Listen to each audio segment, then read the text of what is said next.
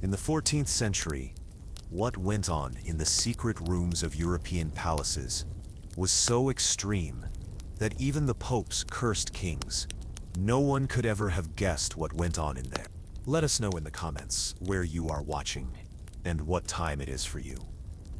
It's always fascinating to see who joins us from around the world.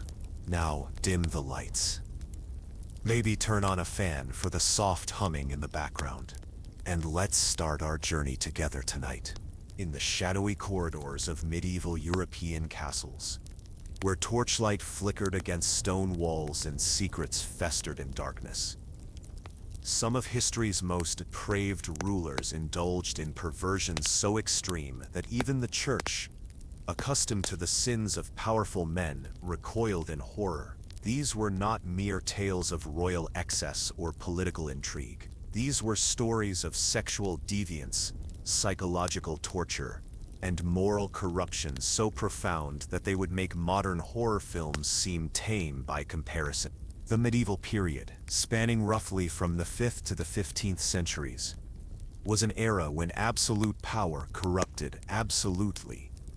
And nowhere was this more evident than in the private chambers of Europe's kings. Behind the grand facades of divine right and Christian virtue, some monarchs descended into depths of depravity that would have made Roman emperors blush. They used their unlimited authority not to serve God and country, but to satisfy twisted appetites that grew more perverse with each passing year.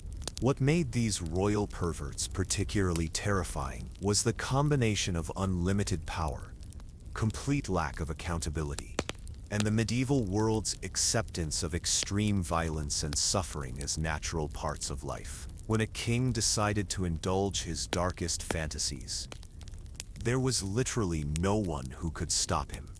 The church might condemn him privately, but few dared to speak openly against God's anointed representative on earth. Nobles might whisper in corridors, but they valued their heads too much to rebel. Common people simply disappeared when they caught the king's attention, never to be seen again. The castle dungeons were not just places of political imprisonment.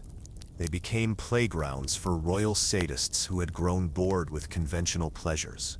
Torture devices, originally designed to extract confessions or punish criminals, were repurposed for the personal entertainment of monarchs whose appetites had been warped by absolute power and complete isolation from normal human relationships. Consider the typical medieval royal court, surrounded by sycophants and courtiers who would agree with anything the king said, fed a constant diet of flattery and submission, never contradicted or challenged. These rulers gradually lost touch with basic human empathy. They began to see other people not as fellow human beings, but as objects to be used for their pleasure. Women became toys, men became playthings. Children became, well, the less said about what some of these kings did to children, the better. The first of our subjects tonight embodies everything that was wrong with medieval royal power. King John of England, who ruled from 1199 to 1216, was already infamous in his own time for his political failures. He lost most of England's French territories, was excommunicated by the Pope, and was eventually forced by his own nobles to sign the Magna Carta, limiting royal power for the first time in English history. But what the history books don't tell you is that John's political incompetence was the least of his sins. John was a man of appetites. Not just for food, though he was notoriously gluttonous, or for wine, though he drank to excess.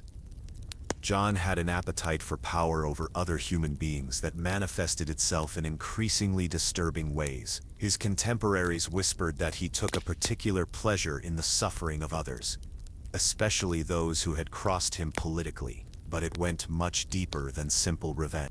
The first hints of John's true nature emerged early in his reign. Unlike his brother Richard the Lionheart, who spent most of his time on crusade, John remained in England, taking a very hands-on approach to ruling. This meant he was present for interrogations, executions, and the various punishments meted out to criminals and political prisoners. Where other kings might delegate such unpleasant tasks to their officials, John insisted on personally overseeing them. Court chroniclers, writing carefully to avoid explicit condemnation, noted that the king seemed unusually interested in the details of punishment.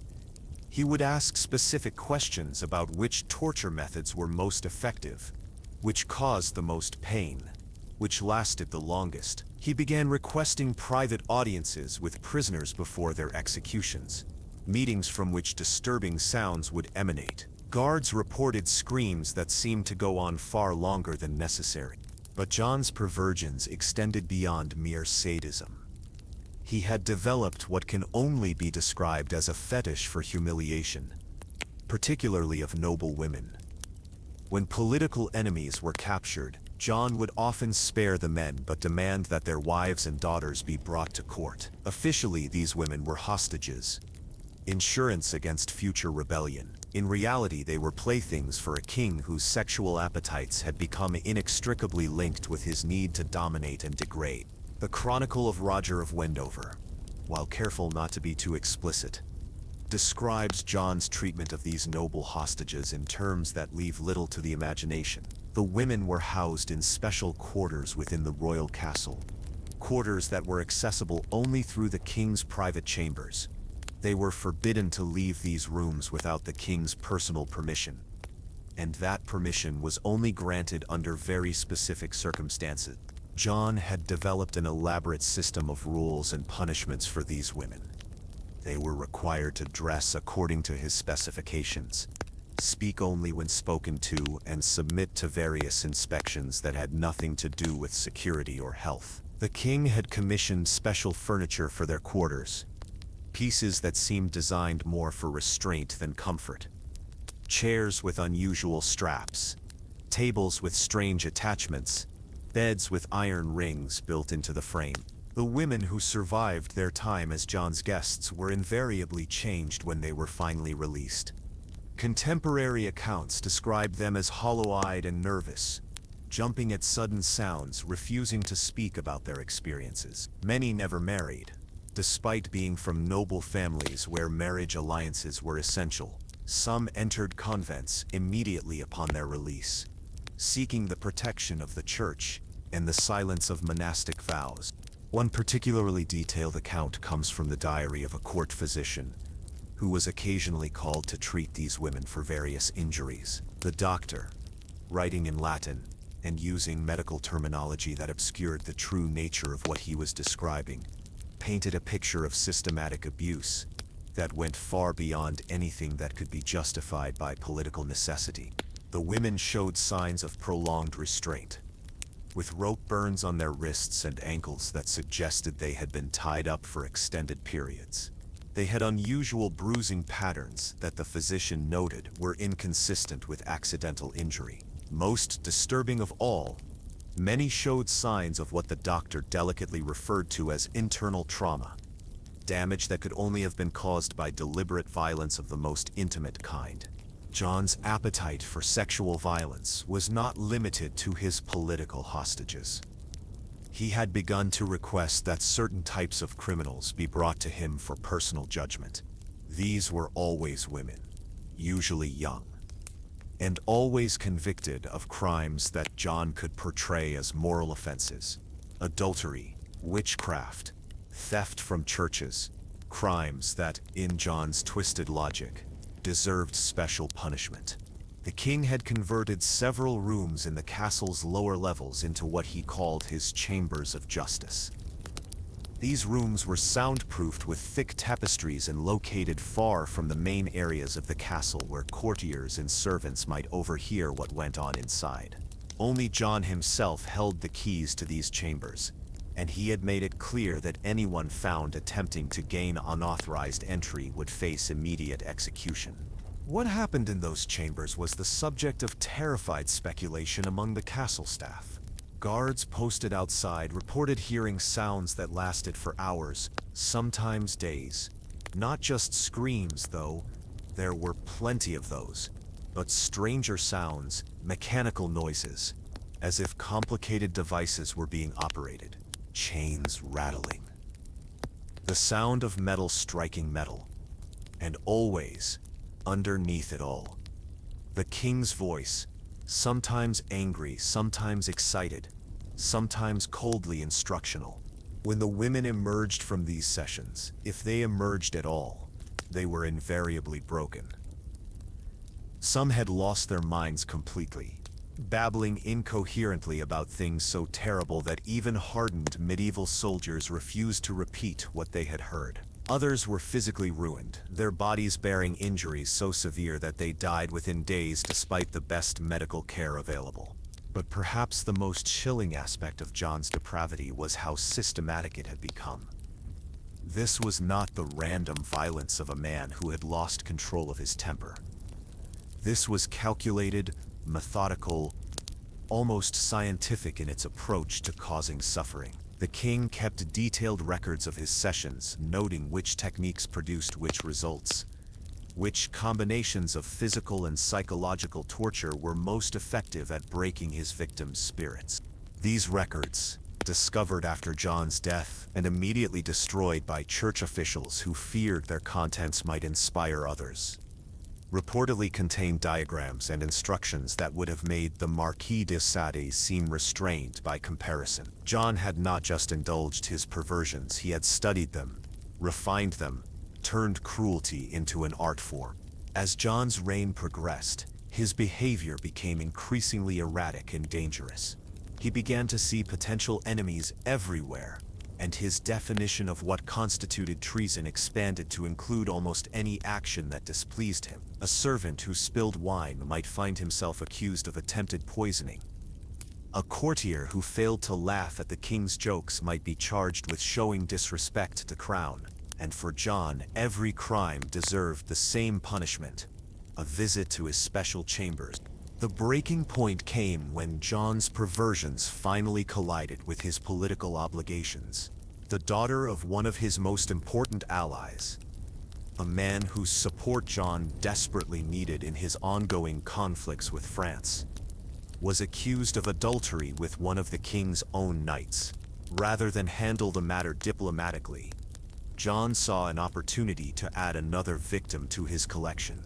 The young woman, barely 16 and recently married into an alliance that was crucial to England's security, was brought to court under the pretense of clearing her name through royal judgment. Instead, she disappeared into John's chambers for 3 days. When she emerged, she was no longer capable of speech.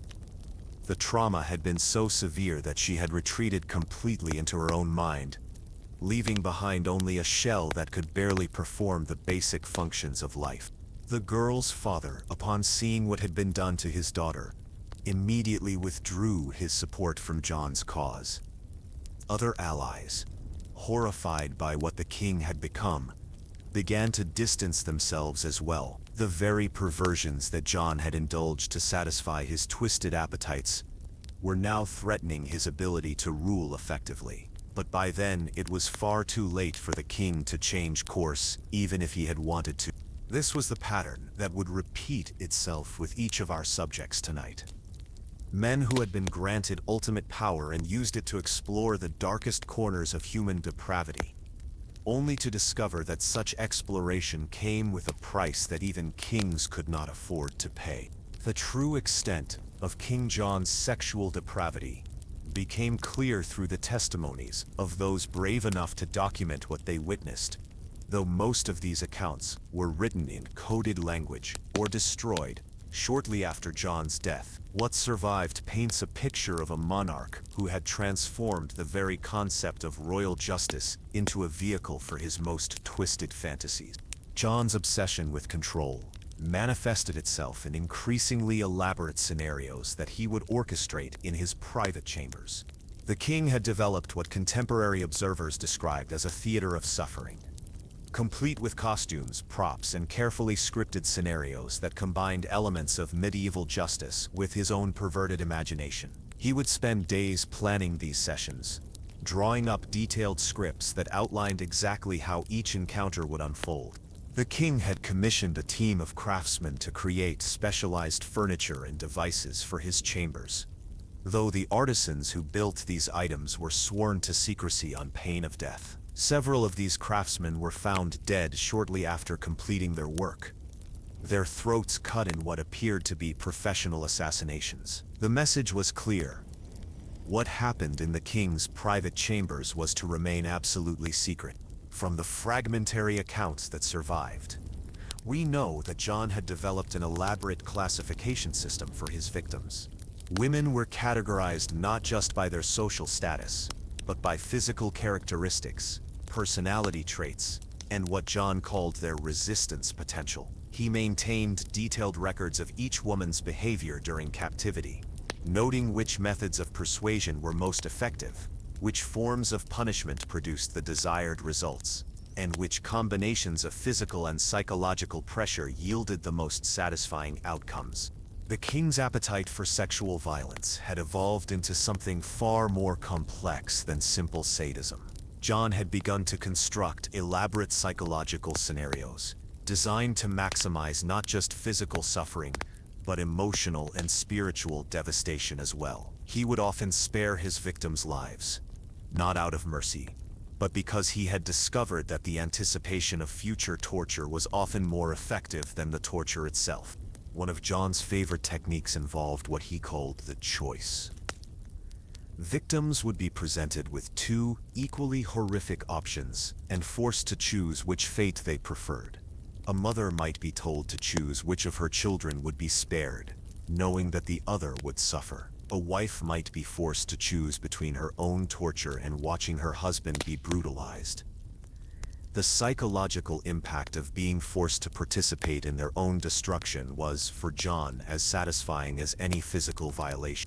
The king had also developed an obsession with religious imagery and symbolism, often incorporating elements of Christian ritual into his torture sessions in ways that were both blasphemous and psychologically devastating for his deeply religious victims. He would force women to confess their sins while being subjected to various forms of abuse, creating a twisted parody of the sacrament of confession that destroyed both their faith and their sanity. John's chambers contained what appeared to be a crude altar, complete with religious artifacts that had been modified for his perverse purposes. Holy objects were used in ways that would have horrified any believing Christian, turning symbols of salvation into instruments of damnation. The king seemed to take particular pleasure in this corruption of sacred imagery, as if he were personally waging war against God himself. The seasonal nature of John's activities added another layer of horror to his behavior. The king would often time his most elaborate sessions to coincide with important Christian holidays, as if he were deliberately trying to corrupt these sacred occasions. Christmas, Easter, and other holy days became times of particular terror for those imprisoned in the castle's lower levels. During these holiday sessions, John would incorporate elements of the religious celebrations into his torture scenarios. Christmas sessions might involve twisted versions of nativity plays, with victims forced to act out perverse variations of the holy story. Easter became an opportunity for John to explore themes of death and resurrection in the most literal and horrifying ways possible. The king seemed to view these sessions as his own private religious services, with himself as the priest of a dark and terrible faith. The psychological profiles that emerged from accounts of John's victims revealed a man who had moved far beyond simple sexual gratification. The king appeared to be driven by a need to prove his complete dominance over other human beings, to demonstrate that his power extended not just over their bodies but over their souls as well. He wanted to be not just feared but worshipped, not just obeyed but adored even in the midst of unspeakable suffering. John had developed techniques for breaking down his victims' resistance that were remarkably sophisticated for the medieval period. He understood intuitively that physical pain, while effective in the short term, was limited in its ability to create lasting psychological damage. Instead, he focused on techniques that would destroy his victims' sense of self, their connection to their faith, their relationships with their families, and their fundamental understanding of right and wrong. The king would often begin his sessions not with violence, but with conversation. He would talk to his victims about their lives, their hopes, their fears, their relationships with their loved ones. This information would then be used to craft personalized torture scenarios that targeted each woman's specific vulnerabilities. A woman who was devoted to her children would be forced to hear fabricated accounts of their death. A deeply religious woman would be subjected to blasphemous rituals that challenged her faith. A woman who prided herself on her virtue would be forced to participate in acts that destroyed her self-image. The duration of John's sessions was as much a part of the torture as the activities themselves. The king had discovered that extending the torture over weeks or months was far more effective than brief intense sessions. Victims would be given time to recover between sessions, time to hope that their ordeal was over, before being dragged back to the chambers for another round of abuse. This cycle of hope and despair was carefully calibrated to maximize psychological damage. John's record-keeping extended beyond simple documentation of techniques and results. The king maintained what could only be described as a collection of trophies from his sessions. Items of clothing, personal jewelry, locks of hair, and other intimate belongings were carefully cataloged and stored in special chambers adjacent to his torture rooms. These trophies served both as reminders of past victories and as props for future session. The king had also begun to incorporate elements of theater and performance into his activities. He would sometimes invite trusted courtiers to witness certain aspects of his sessions, not as participants, but as an audience. These witnesses were sworn to absolute secrecy, but their presence served to validate John's actions in his own mind. The king seemed to need not just victims, but witnesses to his power, people who could appreciate the sophistication and artistry of his techniques. The selection process for John's victims became increasingly ritualized as his reign progressed. The king developed elaborate criteria for choosing new subjects, considering not just their physical attributes, but their social connections, their family relationships, and their potential for creating maximum political impact. A woman whose destruction would devastate her family's political ambitions was more valuable than one whose disappearance would go unnoticed. John's appetite had begun to extend beyond individual victims to entire families. He would orchestrate scenarios where multiple family members were subjected to torture simultaneously, forcing them to witness each other's suffering. Parents would be made to watch their children's abuse. Siblings would be forced to participate in each other's torture. Husbands and wives would be turned against each other through carefully orchestrated psychological manipulation. The king had also developed what he called progressive sessions, where the intensity and severity of the torture would increase gradually over time. A victim might begin with relatively minor humiliations and punishments, only to discover that each subsequent session was worse than the last. This progression served to break down resistance gradually, making victims complicit in their own destruction by accepting increasingly severe treatment rather than facing the unknown horrors that might come next. John's chambers had evolved into a complex of interconnected rooms, each designed for specific purposes. There were preparation rooms where victims would be cleaned and dressed according to the king's specifications. There were storage rooms filled with costumes, props, and instruments. There were observation rooms where the king could watch his victims during the periods between sessions, studying their behavior and planning his next moves. And at the center of it all was the main chamber, where the most elaborate and horrific scenarios would unfold. The king's interest in documentation extended to visual records as well. John had commissioned artists to create detailed drawings of his sessions, though these artists faced the same fate as the craftsmen who built his furniture. The resulting artwork, according to those who glimpsed it before its destruction, was so disturbing that even hardened medieval soldiers were physically sickened by it. The images reportedly showed not just the physical acts of torture, but the psychological states of the victims, capturing their terror, despair, and eventual broken submission in horrifying detail. As John's perversions became more elaborate and time-consuming, they began to interfere seriously with his duties as king.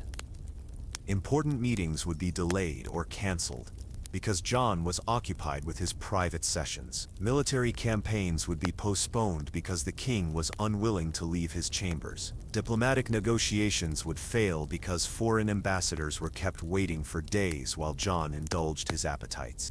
The cumulative effect of John's behavior was to create an atmosphere of absolute terror throughout the royal court. Servants disappeared without explanation. Courtiers walked in constant fear of saying or doing something that might attract the king's attention.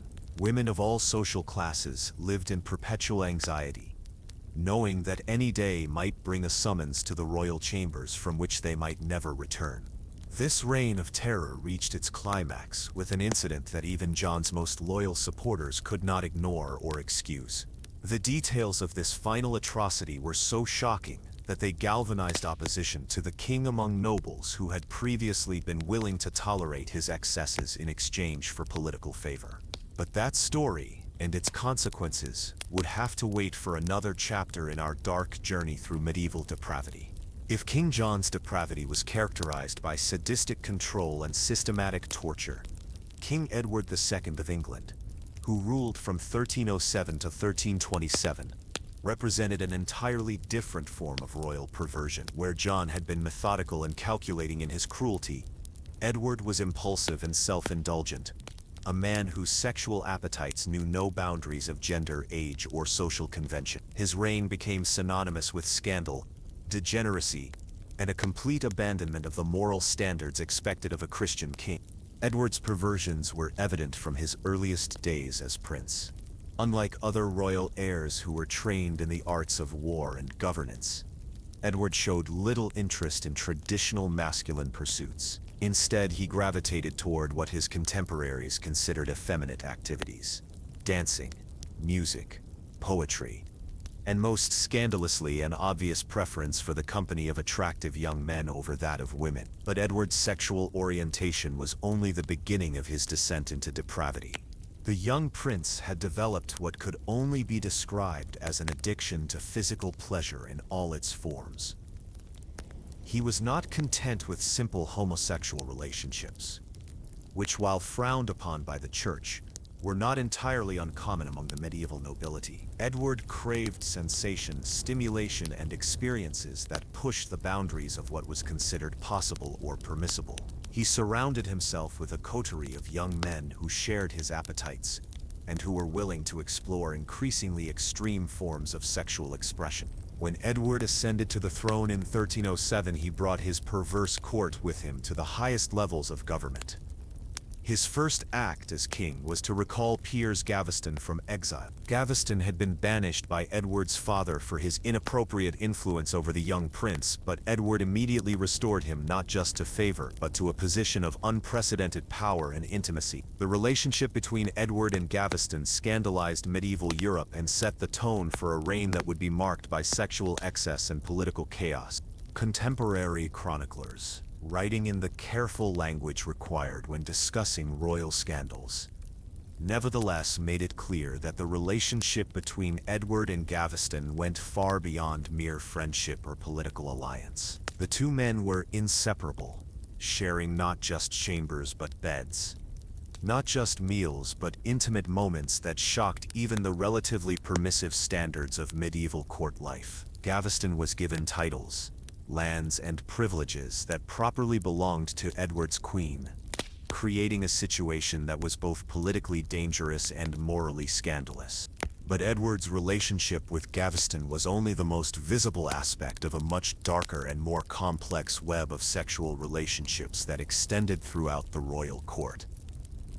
The king had transformed the traditional structures of medieval government into vehicles for his sexual gratification.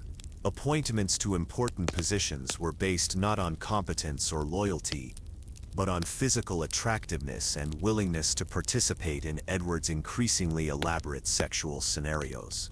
The royal chambers at Westminster and other royal residences were redesigned to accommodate Edward's appetites.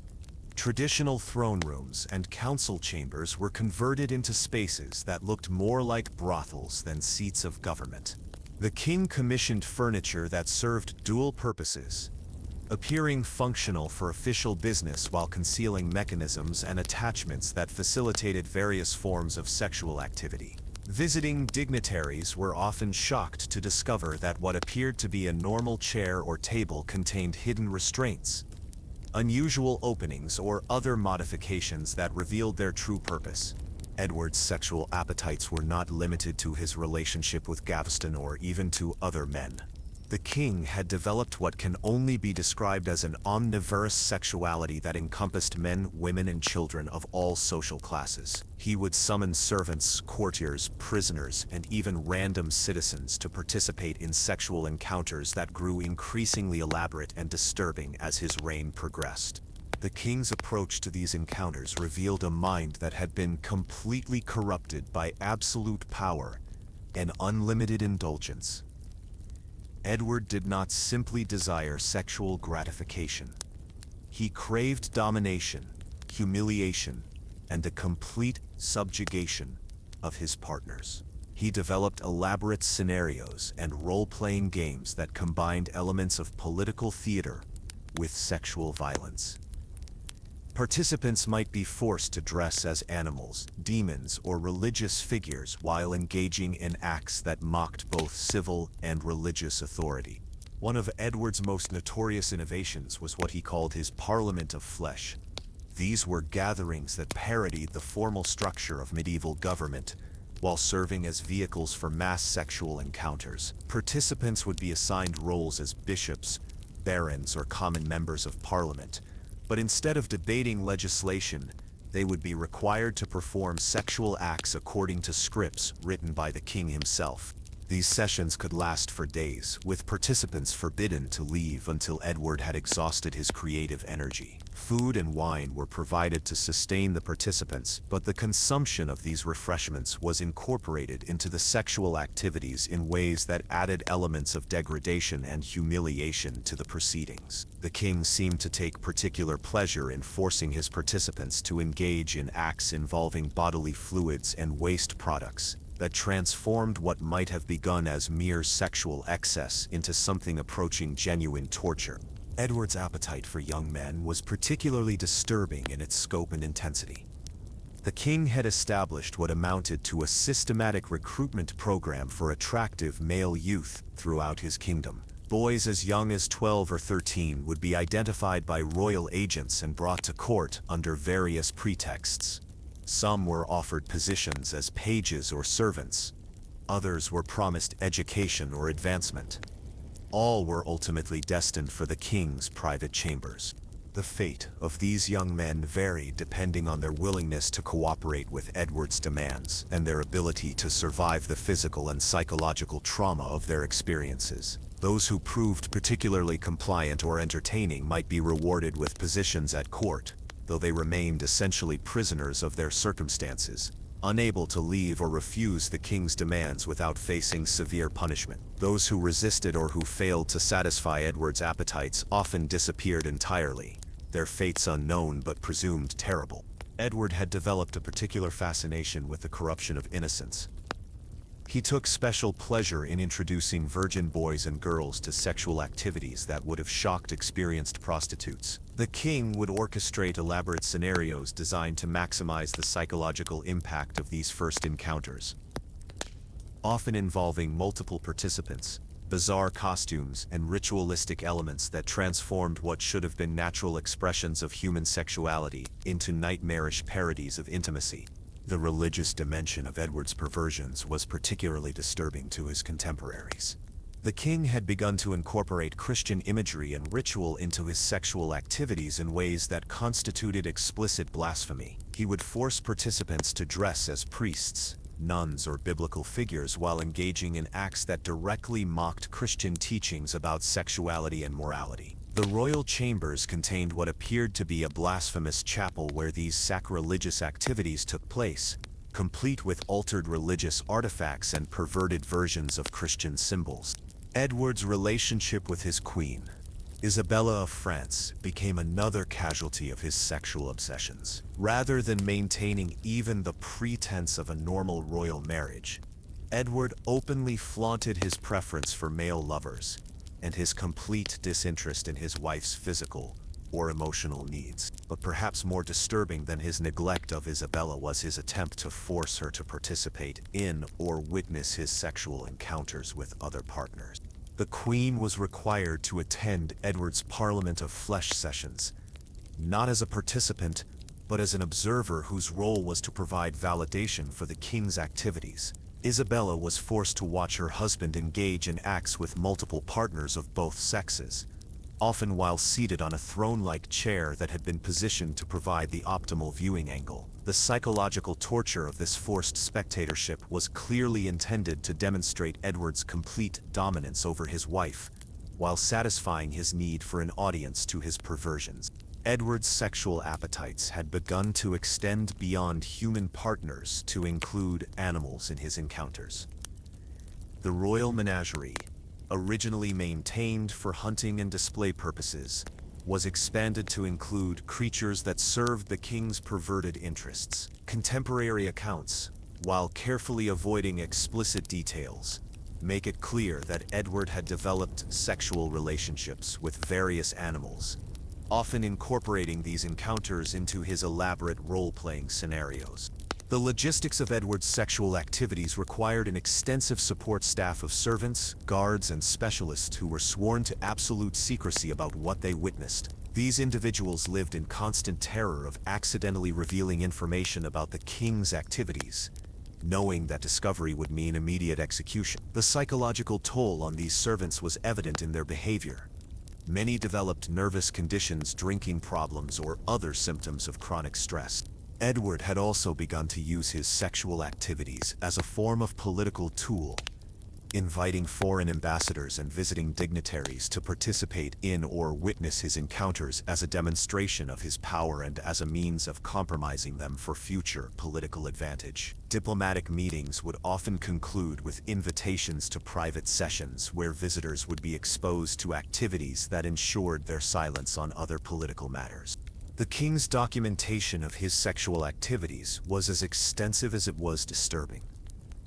Edward maintained detailed records not just of who participated in his encounters, but of the specific activities involved, the duration of sessions, and the physical and almen responses of participants. These records were illustrated with drawings and diagrams that provided explicit visual documentation of the proceedings. As Edward's reign progressed, his sexual activities became increasingly violent and dangerous. What had begun as elaborate role-playing and consensual debauchery evolved into genuine torture and abuse. Participants were no longer volunteers seeking royal favor. They were victims being forced to endure experiences that often resulted in permanent physical and psychological damage. The breaking point came when Edward's activities began to threaten the stability of the realm itself. Foreign powers, aware of the king's perversions through their ambassadors' reports, began to question England's fitness to participate in international affairs. The Pope threatened excommunication if Edward did not reform his behavior. Most dangerously, English nobles began to organize resistance to a king whose activities had become so extreme that they threatened the very foundations of Christian civilization. But Edward, lost in his world of sexual excess and perverted pleasure, seemed incapable of recognizing the danger he had created for himself and his kingdom. The consequences of his depravity were gathering like storm clouds, and soon they would break with devastating force. The case of King Charles VI of France, who ruled from 1380 to 1422, presents perhaps the most disturbing example of royal perversion in medieval Europe, precisely because his sexual depravities were intertwined with periods of complete mental breakdown that left him unaware of his own actions. Known to history as Charles the Mad, this king's descent into insanity created a horrifying situation where the most powerful man in France would commit acts of sexual violence, and perversion while in a state that rendered him legally and morally unaccountable for his behavior. Charles's first recorded episode of madness occurred in 1392 when he was just 24 years old. During a military expedition, the king suddenly began attacking his own men with his sword, killing several before he could be subdued. When he regained his senses hours later, Charles had no memory of what he had done. This pattern of violent episodes, followed by complete amnesia, would characterize his reign for the next 30 years. But what historians have largely overlooked is how these episodes of madness manifested themselves in Charles's private life, particularly in his relationships with women.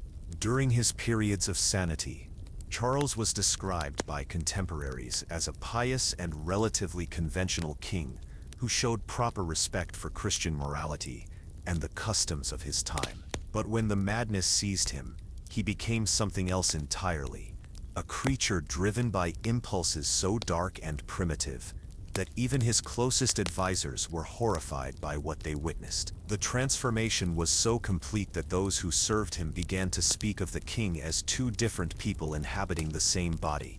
The royal physicians, working with primitive understanding of mental illness, attributed Charles's condition to an imbalance of bodily humors, exacerbated by supernatural influences. Some believed he had been cursed by enemies of France. Others suggested that his madness was a punishment from God for unspecified sins. None of them understood that they were witnessing what modern psychiatry might recognize as a form of dissociative disorder that allowed Charles's most repressed and violent impulses to manifest without the normal constraints of consciousness or moral reasoning. During his episodes of madness, Charles would often fail to recognize his own wife, Isabeau of Bavaria, and would treat her not as his queen but as a woman to be conquered and possessed.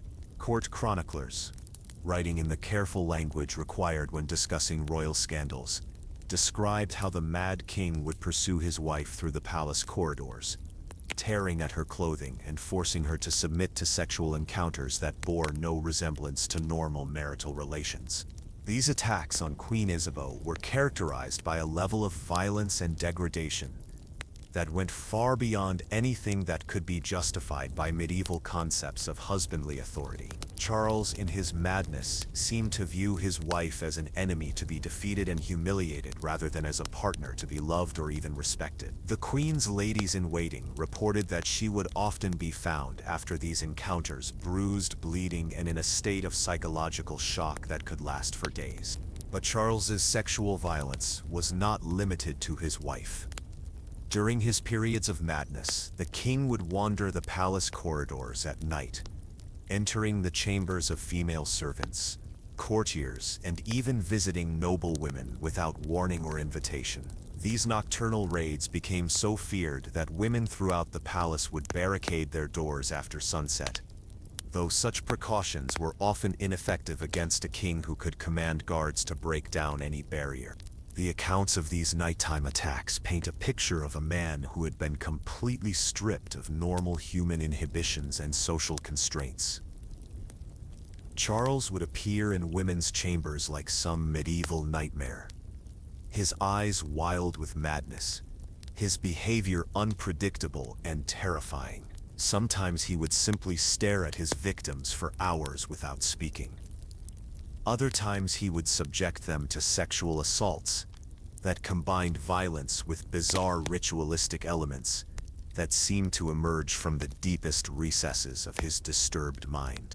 One of the most disturbing aspects of Charles's condition was his apparent belief during episodes of madness that he was not actually the king of France, but rather some sort of supernatural being with absolute power over human life and death. He would speak in voices that his courtiers did not recognize, using languages that seemed to combine Latin, French, and sounds that resembled no human speech at all. In this altered state, Charles appeared to believe that normal moral and legal constraints did not apply to him. The king's delusions during these episodes often took on explicitly sexual and violent themes. He would claim to be various historical or mythological figures known for their sexual excess, Roman emperors, pagan gods, or demons from Christian theology. Acting out these fantasies, Charles would subject his victims to elaborate scenarios that combined sexual assault with ritualistic elements drawn from his delusional identities. Court records, written in the coded language necessary to avoid explicit condemnation of royal behavior, describe how Charles would force women to participate in ceremonies that parodied religious rituals, coronation ceremonies, and ancient pagan rites. These sessions could last for hours, with the Mad King moving unpredictably between different personas, each with its own specific sexual demands and violent tendencies. The seasonal pattern of Charles's madness added another layer of horror to his condition. His episodes tended to coincide with important religious holidays and seasonal changes, as if his mental condition was somehow connected to the rhythms of the natural world. Christmas, Easter, and the summer solstice became times of particular terror for the women of the French court, as these were when Charles's madness was most likely to manifest itself in its most extreme forms. During these seasonal episodes, Charles's sexual violence would often incorporate elements specific to the time of year. Christmas episodes might involve forcing victims to participate in perverted nativity scenes where religious imagery was combined with sexual assault. Easter episodes would focus on themes of death and resurrection, with Charles apparently believing that he could kill and revive his victims at will. Summer solstice episodes were characterized by outdoor ceremonies that combined sexual violence with what appeared to be attempts at human sacrifice. The king's condition created an impossible situation for those charged with protecting both the realm and its people from their ruler's madness. Guards and courtiers found themselves in the position of having to restrain and control their sovereign while he was committing acts that would have been considered capital crimes if performed by anyone else. The legal and moral implications were staggering. How do you prosecute a king for rape and murder when he commits these acts while legally insane? Queen Isabeau's response to her husband's condition reveals the psychological toll that Charles's madness took on those closest to him. Initially, she attempted to fulfill her role as a supportive wife, making excuses for the king's behavior and trying to minimize the damage to the monarchy's reputation. But as the years passed and the attacks became more frequent and more violent, Isabeau began to change, developing her own forms of psychological defense that were themselves deeply troubling. The queen began to surround herself with young male courtiers who served not just as companions, but as what can only be described as bodyguards against her own husband. These men, chosen for their physical strength and loyalty to Isabeau personally rather than to the crown, formed a protective barrier between the queen and the king during his episodes of madness. But their protection came at a price that further corrupted the French court. Isabeau's relationship with her protectors gradually evolved from professional to personal, and from personal to sexual. The queen, traumatized by years of sexual violence from her husband and isolated from normal human intimacy by her royal position, began to engage in relationships with multiple men simultaneously. What had begun as a survival mechanism became a form of sexual compulsion that rivaled her husband's madness in its intensity and destructive potential. The combination of Charles's violent madness and Isabeau's compensatory promiscuity created an atmosphere of sexual chaos throughout the French court. Normal boundaries of class, age, and propriety collapsed as courtiers struggled to navigate a world where the king might attack them at any moment, and the queen might proposition them the next day. The psychological damage extended far beyond the royal couple to encompass virtually everyone who lived or worked in their vicinity.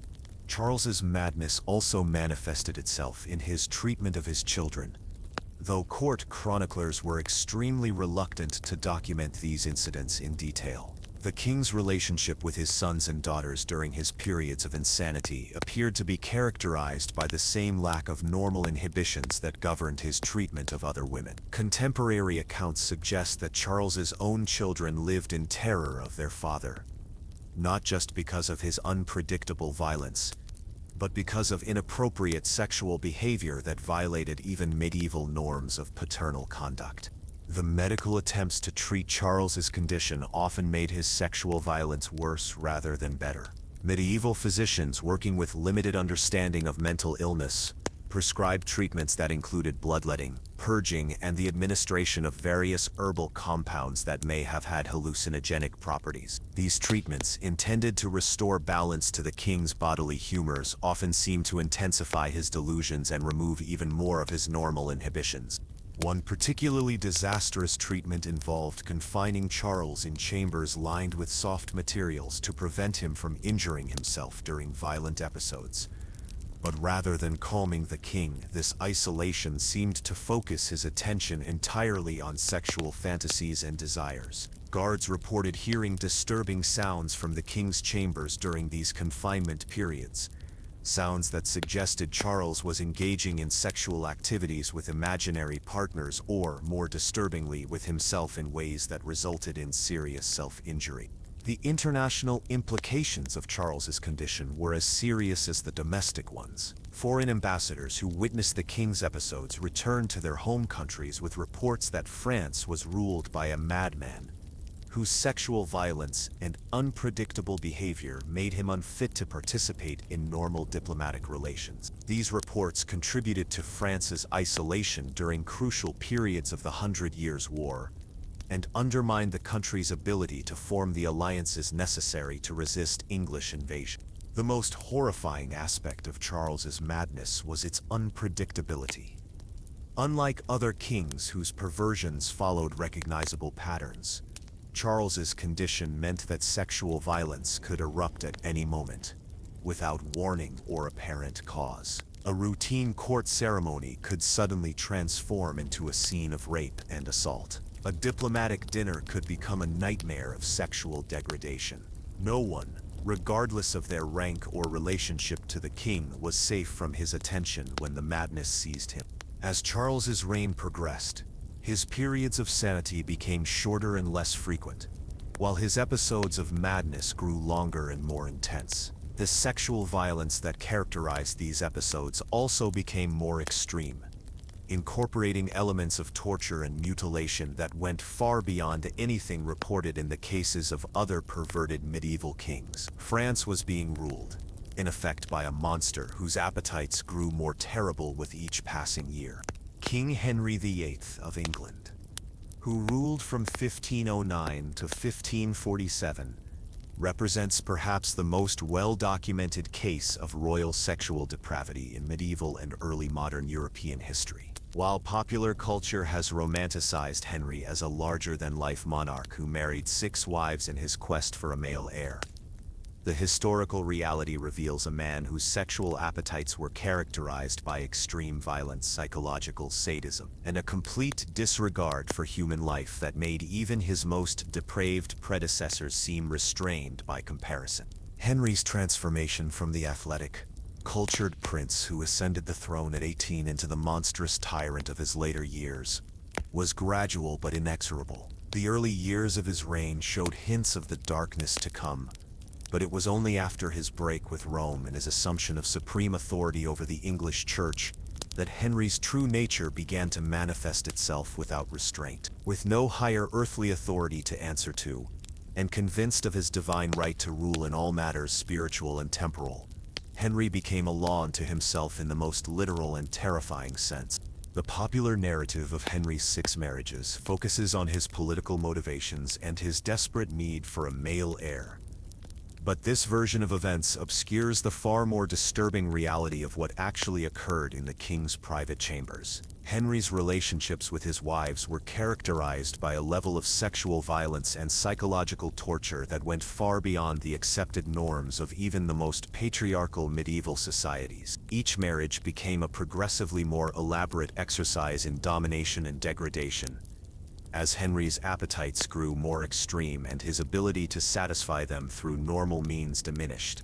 Henry's first wife, Catherine of Aragon, endured nearly 20 years of marriage to a man whose sexual demands became increasingly bizarre and violent, as his frustration with their failure to produce a surviving male heir intensified. Contemporary accounts, carefully coded to avoid explicit condemnation of royal behavior, nevertheless make it clear that Henry's treatment of Catherine went far beyond the disappointment of an unsuccessful marriage. The king subjected his wife to sexual practices that were considered extreme even by the standards of a time when women had few legal protections against marital abuse.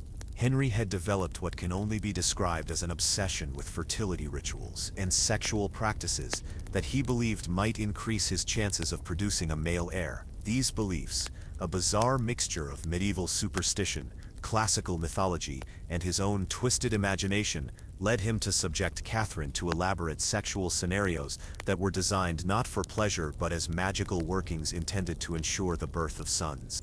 The king had converted several chambers in his various palaces into what he called breeding rooms, spaces specifically designed to facilitate these ritualistic sexual encounters. These rooms contained furniture and apparatus that had been commissioned from craftsmen who were sworn to secrecy and often killed after completing their work. The chambers were decorated with images and symbols drawn from ancient fertility cults, creating an atmosphere that was more reminiscent of pagan temples than Christian palaces.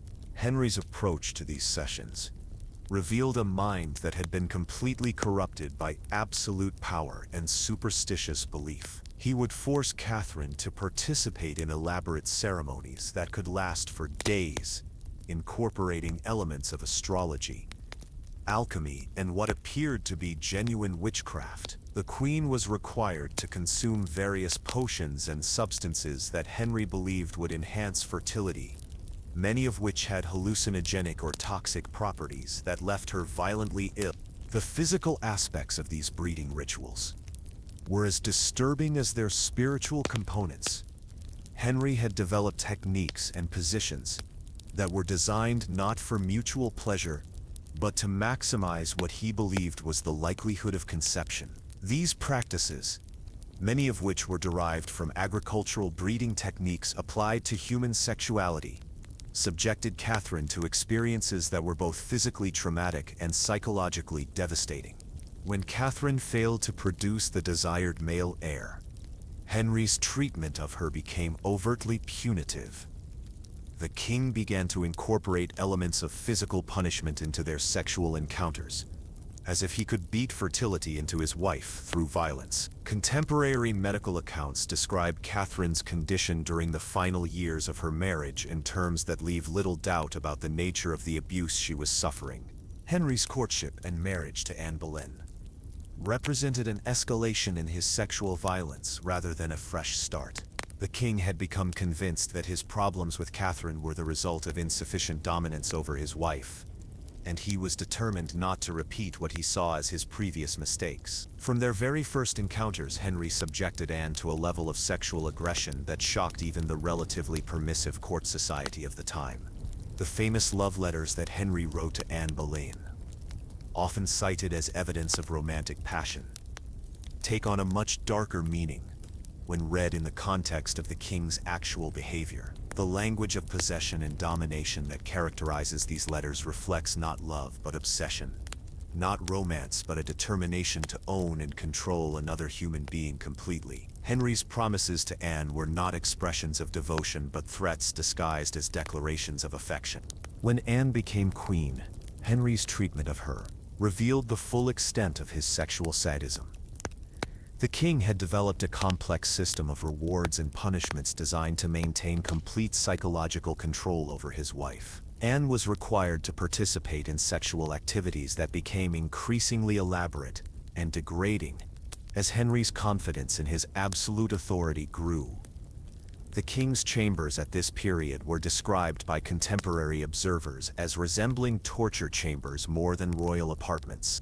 Henry's obsession with Anne's fidelity manifested itself in surveillance and control techniques that were extraordinary for their time. The queen was watched constantly by spies who reported not just her activities, but her conversations, her expressions, and even her dreams, which she was required to describe in detail to Henry each morning. This information was then used by the king to craft personalized psychological tortures that targeted Anne's specific fears and vulnerabilities. The king's sexual demands had begun to incorporate elements of genuine torture, As Henry discovered that physical pain could be used to enhance his sense of dominance over his partners, Anne was subjected to practices that left her with injuries that required medical attention, though the court physicians who treated her were sworn to secrecy about the nature of her wounds. The Queen's ladies-in-waiting reported that she would often be unable to walk properly for days after her encounters with the king. Henry's treatment of his subsequent wives followed a pattern that became more extreme with each marriage. Jane Seymour, his third wife, was subjected to sexual practices that were so violent they may have contributed to her death shortly after giving birth to Henry's only surviving legitimate son.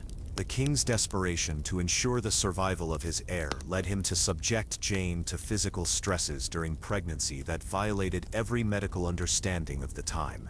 Anne of Cleves, Henry's fourth wife, was fortunate that her marriage was annulled quickly, before Henry could subject her to the full extent of his sexual violence. However, the brief period of their marriage provided disturbing glimpses of how Henry's techniques had evolved. The king had developed new methods of psychological torture that were designed to break down his wife's resistance without leaving obvious physical evidence of abuse. Catherine Howard, Henry's fifth wife, suffered perhaps the worst treatment of any of his queens. The king, by this point in his reign, had become completely unhinged in his approach to sexual relationships. Catherine was subjected to practices that combined sexual violence with elements of religious persecution, as Henry used their intimate encounters to act out his rage against the Catholic Church and anyone who opposed his religious policies. The final marriage to Catherine Parr revealed a Henry who had become so consumed by sexual violence that he was no longer capable of normal human relationships. Catherine Parr survived only because she was clever enough to deflect Henry's most dangerous impulses, and because the king's health was declining to the point where his physical ability to harm others was limited. Even so, she endured experiences that left her psychologically scarred for the remainder of her life. Henry's sexual perversions were not limited to his wives. The king had developed an extensive network of sexual relationships throughout his court that operated according to rules that existed solely to serve his pleasure and maintain his dominance. Female courtiers, servants, and visitors to the court lived in constant fear of attracting Henry's attention, knowing that such attention invariably led to sexual demands that could not be refused without risking execution for treason. The king had established what amounted to a system of sexual slavery within his palaces, where women were categorized according to their usefulness for different types of sexual activity. Some were designated as companions for relatively conventional encounters. Others were classified as subjects for more extreme practices. A few were labeled as examples, women who were subjected to particularly severe treatment as warnings to others about the consequences of displeasing the king. Henry's documentation of his sexual activities was extensive and disturbing.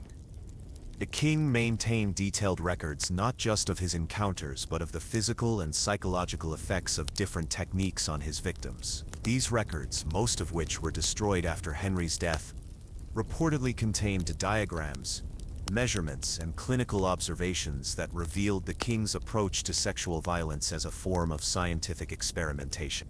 The international implications of Henry's sexual violence were as serious as the domestic ones. Foreign ambassadors who witnessed or heard about the king's behavior returned to their home countries with reports that England was ruled by a sexual predator whose appetites had grown so extreme that he posed a threat to the stability of European civilization. These reports influenced diplomatic relations and contributed to England's isolation during crucial periods of Henry's reign. The religious dimension of Henry's perversions was particularly disturbing to contemporary observers. The king had begun to incorporate elements of his new role as head of the English Church into his sexual activities, creating blasphemous ceremonies that combined religious ritual with sexual violence. Henry seemed to believe that his break with Rome had freed him from all moral constraints, allowing him to indulge any appetite in the name of royal and religious authority. As Henry's reign progressed toward its end, his sexual violence became even more extreme and unpredictable. The king's declining health, rather than limiting his appetites, seemed to intensify them, as if he were trying to cram as much depravity as possible into his remaining years. His final victims suffered treatment that was so severe it defied contemporary understanding of human endurance and survival. While the English and French monarchs we have examined represent some of the most extreme cases of royal sexual depravity, they were far from alone in their perversions. Across medieval and early modern Europe, a disturbing pattern emerged among rulers who possessed absolute power. The gradual corruption of normal human sexuality into increasingly elaborate forms of violence, degradation, and psychological torture. The courts of Spain, the Holy Roman Empire, Hungary, Poland, and the Italian city-states all harbored monarchs whose sexual appetites became so extreme that they threatened the very foundations of Christian civilization. King Pedro, the Cruel of Castile, who ruled from 1350 to 1369, earned his epithet not merely through political brutality, but through sexual practices that horrified even his most hardened contemporaries. Pedro's court in Seville became notorious throughout Europe as a place where the normal boundaries between pleasure and pain, love and violence, had been completely obliterated. The king had transformed the Alcazar Palace into what contemporary chroniclers described as a temple of flesh, where elaborate sexual ceremonies took place that combined elements of Christian ritual, Islamic mysticism, and ancient pagan practices. Pedro's approach to sexuality was influenced by the unique cultural mixture of Christian, Islamic, and Jewish traditions that characterized medieval Spain.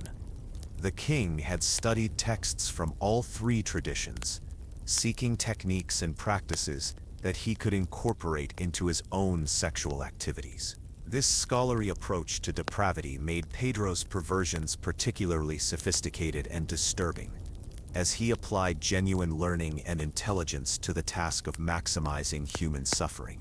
The king had established what he called his Council of Pleasures, a group of advisors whose sole responsibility was to devise new forms of sexual entertainment for the royal court. This council included scholars, physicians, and practitioners of various occult arts who worked together to create experiences that pushed the boundaries of what the human body and mind could endure. Their experiments, conducted on prisoners, slaves, and volunteers from the lower classes, provided Pedro with a constantly evolving repertoire of techniques for sexual domination.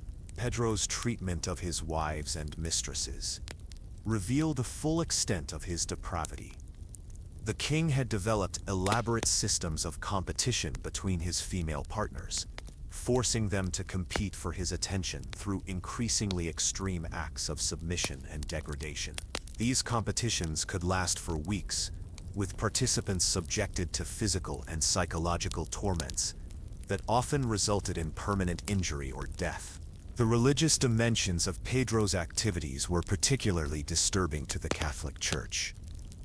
The king had begun to incorporate elements of the Reconquista, the ongoing Christian conquest of Islamic Spain, into his sexual practices. Muslim and Jewish women captured during military campaigns were subjected to ritualistic abuse that was designed to symbolize Christian dominance over the infidel population. These sessions, which Pedro called conversions, combined sexual violence with forced religious ceremonies that parodied both Christian and Islamic tradition. Moving northward, the court of Vladislav II of Bohemia, who ruled from 1471 to 1516, represented another variation on the theme of royal sexual depravity. Vladislav, influenced by the religious turmoil that followed the Hussite Wars, had developed a form of sexual mysticism that combined Christian theology with practices that bordered on devil worship. The king believed that through extreme sexual experiences, he could achieve direct communion with divine forces, though the entities he claimed to contact seemed more demonic than godly. Vladislav's castle in Prague became the center of what can only be described as a sexual cult. with the king serving as both high priest and primary participant. Court members were initiated into this cult through ceremonies that combined religious instruction with sexual initiation, creating a community bound together by shared participation in increasingly extreme practices. The psychological control that Vladislav exercised over his followers was so complete that many continued to serve him even when his demands resulted in serious injury or disfigurement. The king had developed a particular obsession with the concept of spiritual purification through physical suffering. His sexual encounters invariably incorporated elements of pain and deprivation that were intended to strip away the participants' worldly concerns and create a state of transcendent awareness. These sessions, which could last for days, often resulted in religious visions and mystical experiences that Vladislav interpreted as confirmation of his divine mission. In the Italian peninsula, the political fragmentation that characterized the Renaissance period created numerous opportunities for sexual depravity among the various princes, dukes, and tyrants who ruled the city-states. Gian Galeazzo Sforza, Duke of Milan from 1476 to 1494, transformed his court into a playground for sexual experimentation that combined the artistic sophistication of the Renaissance with the most primitive forms of human cruelty. Sforza had commissioned some of the greatest artists of his time to create works that celebrated and documented his sexual activities. Paintings, sculptures, and tapestries throughout the ducal palace depicted scenes of sexual violence and degradation that were presented as high art. These works, most of which were destroyed during later moral reforms, reportedly showed levels of explicit detail and creative depravity that surpassed even the most extreme examples of ancient Roman art. The Duke's approach to sexuality was heavily influenced by his study of classical text, particularly the works of Roman historians who described the excesses of emperors like Caligula and Nero. Sforza saw himself as continuing this tradition of imperial excess, but with the added sophistication that Renaissance culture could provide. His sexual practices incorporated elements of theater, music, and visual art, creating multimedia experiences that were as aesthetically complex as they were morally reprehensible. Sforza's treatment of the female members of his court reflected the particular combination of reverence and violence that characterized Renaissance attitudes toward women. The Duke would commission portraits of his sexual partners that depicted them as classical goddesses or Christian saints, only to subject the same women to treatment that was so degrading it defied description. This juxtaposition of artistic idealization with physical brutalization seemed to heighten Sforza's pleasure in both activities. The Polish court of Sigismund II Augustus, who ruled from 1548 to 1572, represented yet another variation on royal sexual depravity. Sigismund's perversions were heavily influenced by the political complexities of ruling a kingdom that bordered both Western Christian and Eastern Orthodox territories, as well as Islamic lands to the south. The king had developed sexual practices that incorporated elements from all these traditions, creating elaborate ceremonies that served both his personal gratification and his political ambitions. Sigismund had established diplomatic relationships with the Ottoman Empire that were maintained partly through the exchange of sexual slaves and exotic practices. The Polish court became a meeting place where Western European, Eastern European, and Islamic approaches to sexuality were combined in ways that created entirely new forms of depravity. The king's private chambers contained furniture, costumes, and apparatus that reflected this international influence, creating an environment that was as culturally diverse as it was morally corrupt. The seasonal nature of Sigismund's activities reflected the agricultural rhythms that dominated Polish society. The king would organize elaborate sexual festivals that coincided with planting and harvest times, creating ceremonies that combined fertility rituals with sexual violence. These events, which could involve hundreds of participants, were designed to ensure both the king's personal satisfaction and the prosperity of the realm through sympathetic magic. Perhaps the most disturbing case among these lesser-known royal perverts was that of Matthias Corvinus of Hungary, who ruled from Fort Matthias had developed what can only be described as a scientific approach to sexual depravity, conducting experiments on human subjects that were designed to test the limits of physical and psychological endurance. The King's Library, one of the finest in Europe, contained not just classical texts and Christian theology, but detailed treatises on anatomy, medicine, and what would later be recognized as psychology. Matthias had established what he called his laboratory of human nature in the depths of his castle at Buda. This facility, staffed by scholars and physicians who were sworn to absolute secrecy, was used to conduct experiments that combined sexual activity with various forms of physical and psychological manipulation. The king was particularly interested in understanding the relationship between pain and pleasure, and his subjects were used to test theories about human sexuality that would not be formally studied by legitimate science for centuries. The documentation that Matthias maintained of his experiments was extensive and disturbing. The king kept detailed records, not just of what was done to his subjects, but of their physical and emotional responses, their long-term psychological changes, and the effects of various combinations of stimuli. These records, written in a combination of Latin, Greek, and coded symbols, represented perhaps the most systematic study of human sexual response ever conducted, though the methods used to gather this information were so unethical that they invalidated any scientific value the results might have had.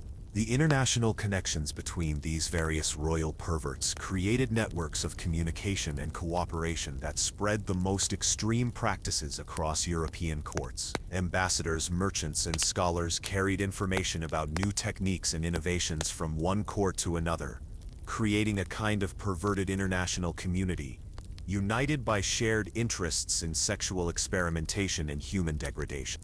These networks also facilitated the exchange of victims, with particularly attractive or resilient subjects being traded between courts like valuable commodities. Some individuals spent years moving from one royal court to another, subjected to increasingly extreme treatment as their reputations for endurance spread.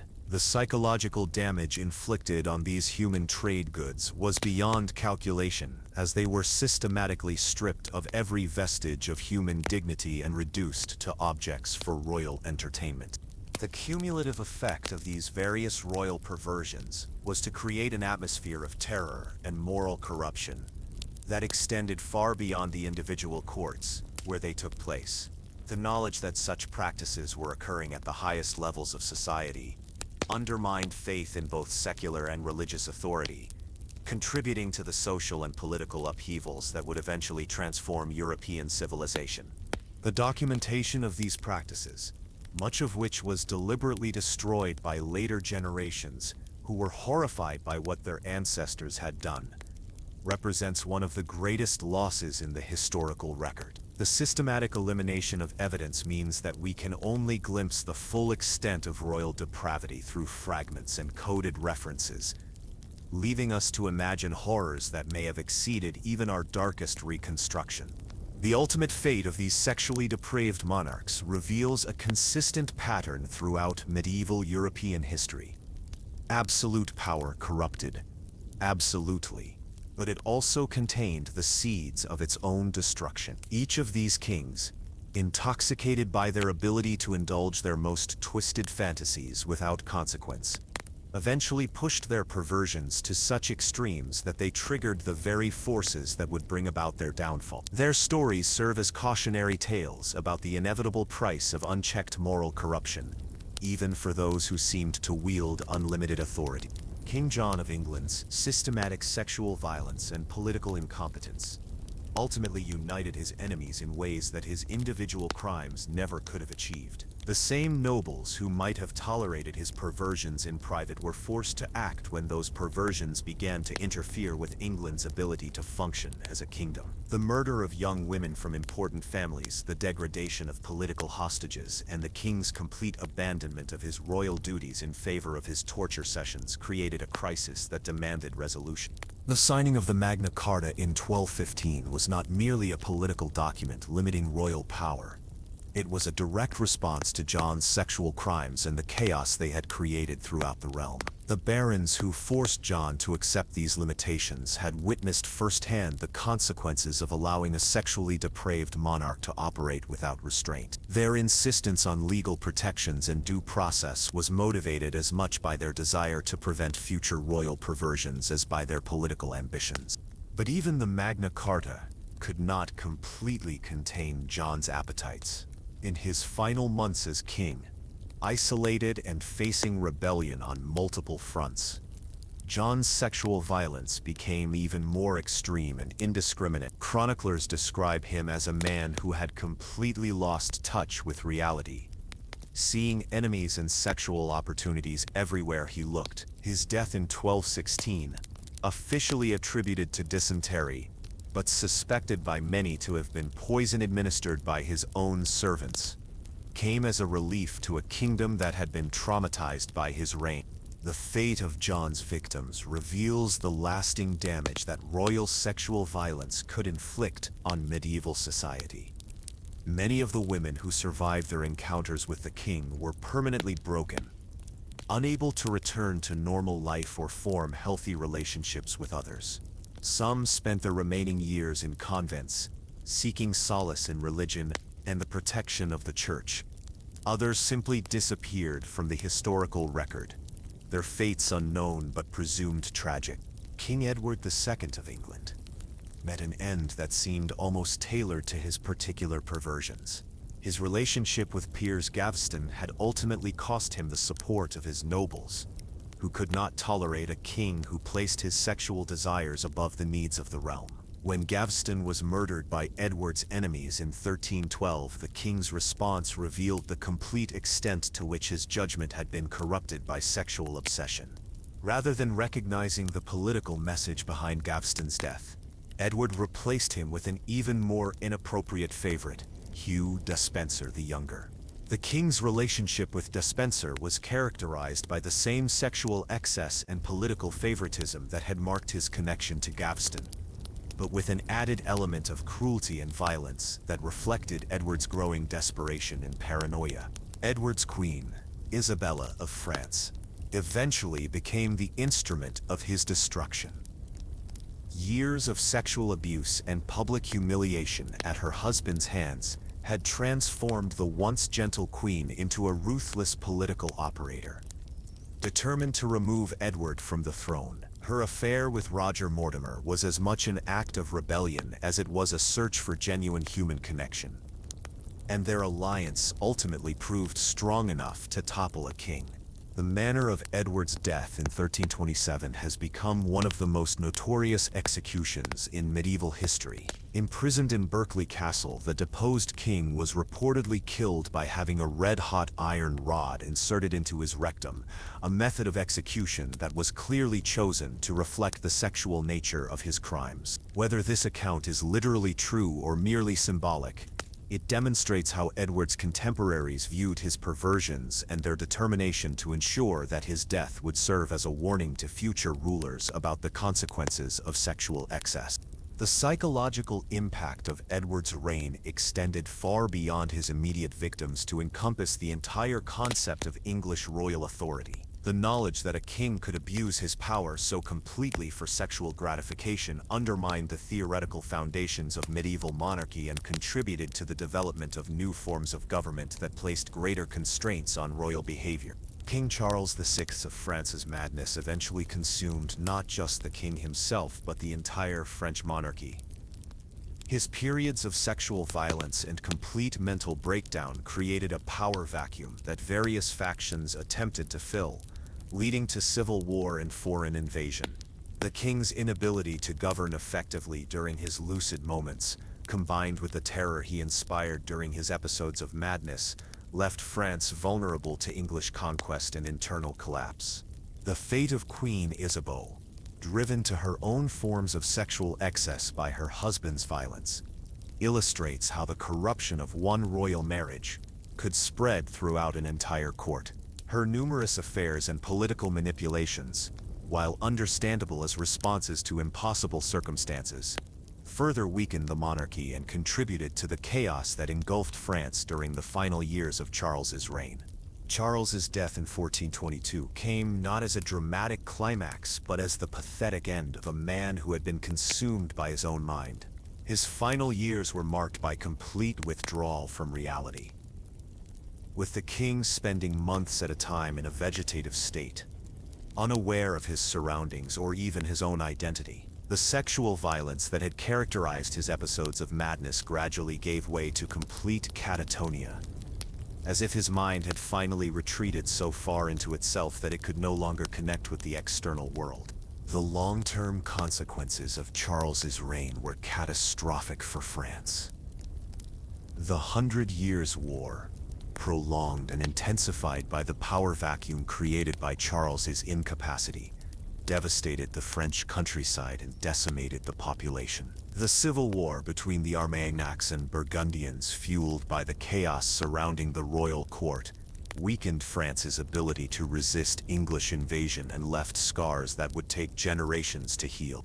King Henry VIII of England's death in 1547 marked the end of the most systematically documented case of royal sexual violence in European history. By the time of his final illness, Henry had become a grotesque parody of his former self, his body bloated and diseased, his mind consumed by paranoia and rage. The leg wound that troubled him in his later years was rumored to be syphilitic in origin, though the exact nature of his condition remains unclear.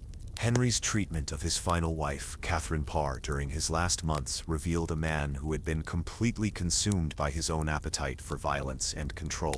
Even as his physical strength declined, the king continued to devise new forms of psychological torture for those around him, as if he were trying to compress a lifetime of cruelty into his remaining days. The disposal of Henry's body after death became a source of controversy and superstition. According to contemporary accounts, the king's corpse was so corrupt that it burst open during transport, spilling putrid fluids that were interpreted by many as a sign of divine judgment. Whether this account is literally accurate or merely reflects popular sentiment about Henry's character, it demonstrates how his contemporaries viewed the relationship between his moral corruption and his physical decay. The aftermath of Henry's reign created a crisis of succession that would plague England for decades. His desperate quest for a male heir, pursued through 6 marriages and countless acts of sexual violence, ultimately produced only one sickly son who died young and 2 daughters whose reigns were marked by religious persecution and political instability. The dynasty that Henry had tried so desperately to secure through his perversions survived only briefly before giving way to rulers who were unrelated to him by blood. The other perverted kings of medieval Europe met ends that were equally fitting to their crimes. Pedro the Cruel of Castile was murdered in 1369 by his own half-brother during a civil war that had been fueled partly by revulsion at the king's sexual excesses. Vladislav II of Bohemia died in 1516 of what appeared to be a wasting disease that gradually consumed his body, leaving him a skeletal shadow of his former self. Gian Galeazzo Sforza of Milan was poisoned in 1494, likely by political enemies who had grown tired of his unpredictable behavior and sexual demands. Sigismund II Augustus of Poland died, childless in 1572. Ending his dynasty despite his elaborate fertility rituals and sexual ceremonies. Matthias Corvinus of Hungary died suddenly in 1490, possibly of a stroke brought on by his excessive lifestyle and the psychological strain of maintaining his complex double life. The common thread connecting all these deaths is the isolation that surrounded these kings in their final moments. Having alienated their natural allies through their sexual excesses, having terrified their subjects into submission rather than inspiring loyalty, these monarchs found themselves abandoned when they most needed support. The very practices that had once made them feel powerful ultimately stripped them of the human connections that might have sustained them through their final struggle. The documentation and artifacts related to these kings' perversions were systematically destroyed after their deaths, as if their successors hoped to erase all evidence of what had transpired. The chambers where their crimes had been committed were sealed, demolished, or converted to other uses. The furniture and apparatus they had commissioned were burned or buried. The records they had kept were fed to flames in ceremonies that were themselves almost ritualistic in their thoroughness. This systematic destruction of evidence means that we can only glimpse the full extent of these royal perversions through fragments and coded references in contemporary chronicles. The true scope of their crimes may have exceeded even our most disturbing reconstructions, as later generations found the reality too terrible to preserve even as a warning to future rulers. The psychological impact of these reigns extended far beyond their immediate time frame to influence the development of European political thought and religious doctrine. The concept of divine right monarchy, already strained by the obvious moral failures of these kings, was further weakened by the knowledge that absolute power could lead to such complete moral corruption. Philosophers and theologians began to develop new theories of government that placed greater emphasis on accountability and restraint. The Catholic Church, which had often been complicit in covering up royal crimes through its silence and diplomatic language, was forced to confront the reality that even anointed kings could become instruments of evil. This recognition contributed to the development of more sophisticated theories about the relationship between earthly and divine authority, ultimately leading to greater emphasis on moral behavior as a prerequisite for legitimate rule. The legacy of these perverted kings serves as a permanent reminder that power without accountability inevitably leads to corruption, and that corruption, once unleashed, has no natural limits except those imposed by external force. Their stories demonstrate that the human capacity for cruelty and degradation is limitless when supported by absolute authority and freed from moral restraint. In the end, these kings discovered that their perversions, which had once seemed to demonstrate their ultimate power over other human beings, had actually enslaved them to appetites that could never be fully satisfied. Their pursuit of ever greater extremes of sexual violence and psychological torture had transformed them from rulers into prisoners of their own twisted desires, trapped in cycles of behavior that offered temporary gratification but permanent damnation. The darkness they created did not die with them but lingered in the collective memory of their subjects, serving as a warning about the price of unchecked power and the importance of maintaining moral boundaries even in positions of ultimate authority. Their legacy reminds us that civilization itself depends on the willingness of those in power to restrain their worst impulses, and that when such restraint is abandoned, the consequences extend far beyond the immediate victims to encompass entire societies and generations yet unborn.